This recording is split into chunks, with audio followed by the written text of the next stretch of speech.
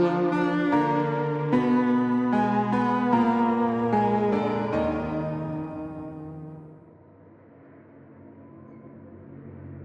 want to start this off by saying that I'm a skeptic. I don't believe anything I haven't seen a scientific explanation for.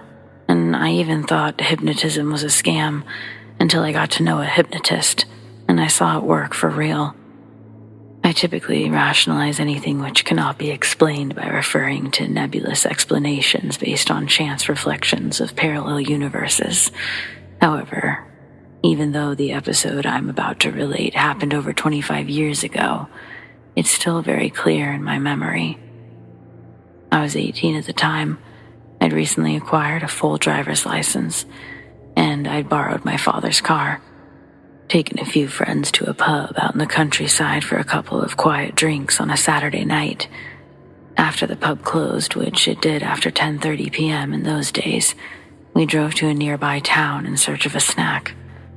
We all had school the next day. Most of us were completely sober, including me, obviously. Being fairly late, the town was deserted and the only place open was McDonald's. They were also about to close, so we got some burgers and sat down at the window. There weren't really any other customers in there, and the staff were starting their final sweep around, ready to make a sharp exit as soon as it got to be 11 p.m. We had only just sat down when an elderly woman appeared at the table next to us. She didn't look quite put together nor scruffy. She didn't look homeless, but her clothes seemed somewhat old or worn. She immediately engaged all of us in conversation, which started off innocent and friendly, but rapidly became quite personal. The woman seemed to know an awful lot about us, even though none of us had ever seen her in our lives, and we didn't really know anyone in this town. She was alert and animated and spoke quickly, singling out people from the group in turn and discussing specific details of their lives. She had no possible way of knowing this information. Early in the exchange, she turned to me and said, "Of course, your grandfather was an engineer, wasn't he?" He was an engineer, but he died in 1951 and had never lived in the area, so she couldn't have known him. My friends were laughing along with her at first, but they went quiet one by one as she delivered more and more details that could not be determined by simple cold reading or written off as random statements.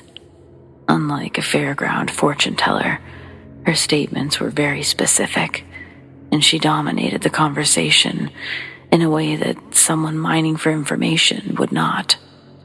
She spontaneously started speaking in French to one of my female friends who understood the language, and then veered off into another language, which could have been Latin. She started to reassure people about very specific concerns that they'd had, ones that they'd not discussed or needed advice on, making occasional references to various deceased relatives. By this time, my female friends were visibly upset, and my male friends, who had had a couple beers, were dumbstruck. The woman stood and announced that she must go, as she was disturbing us. She headed for the door, and as it was now late, and the staff were looking like they wanted to go home, we stood up and followed her out of the restaurant. And here's the punchline.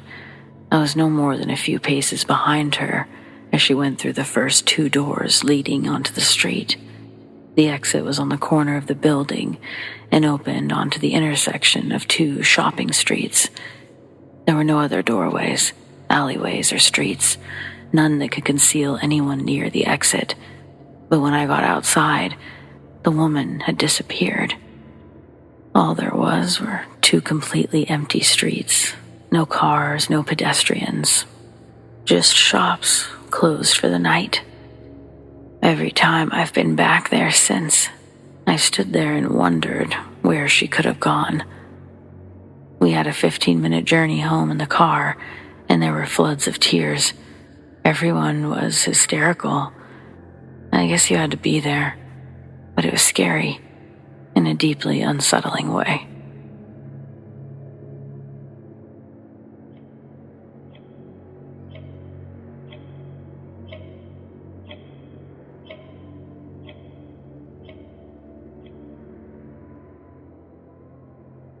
husband and I went to see a psychic one day. We were out for a drive, and when we saw a big looming psychic reader sign on the side of the road, we went just for the fun of it. After that visit, I always thought something bad followed us home. First, it started as horrible dreams. One night I was home alone and having an afternoon nap on our living room couch. I dreamt an old, witchy-looking woman came down the stairs, which was situated next to the couch that I was laying on. She was carrying a lighted lamp. She stooped down to where I was on the couch, and she let out an evil laugh as she blew the lamp out right in front of my face.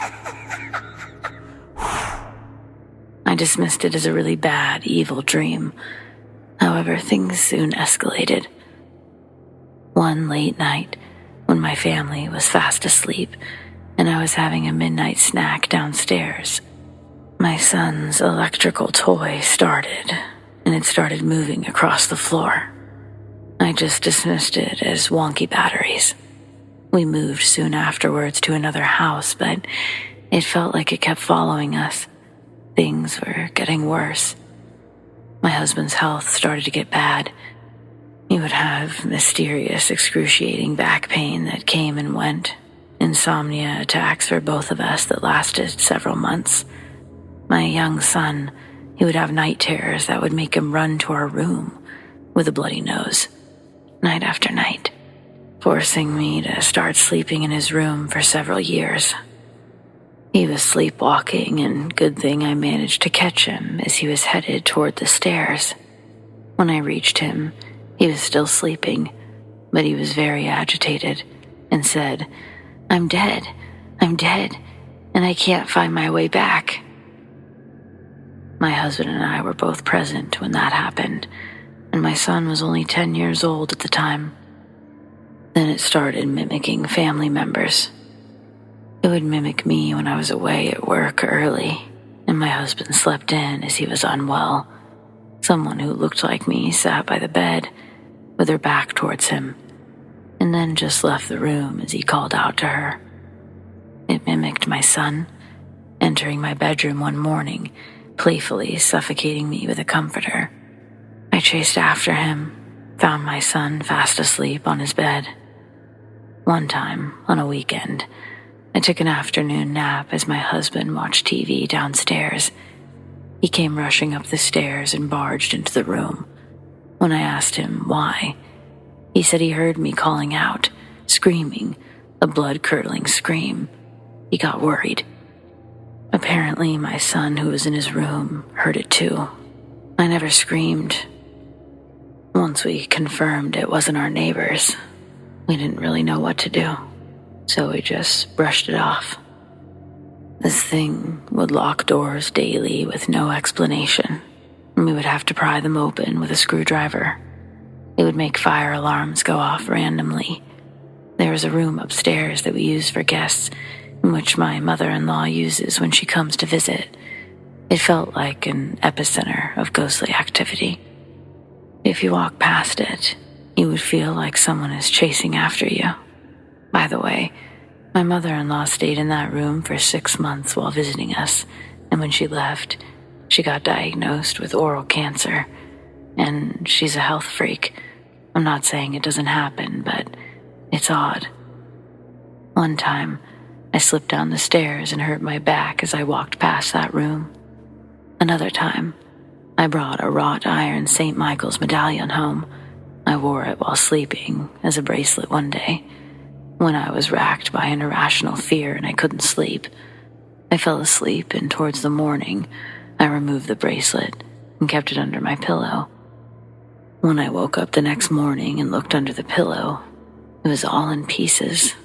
A very strange thing to occur, as it was welded together with no open links. One night I was using my iPad before bed, and then I kept it on the side table just before sleeping. The next day, I found it on the far corner of the room, face up as if someone had put it there neatly. We called a Catholic priest twice to bless the house. It didn't go away quickly, but daily prayer and playing holy music, it worked. We've been living in the house for 6 years now, and it finally feels like a normal house.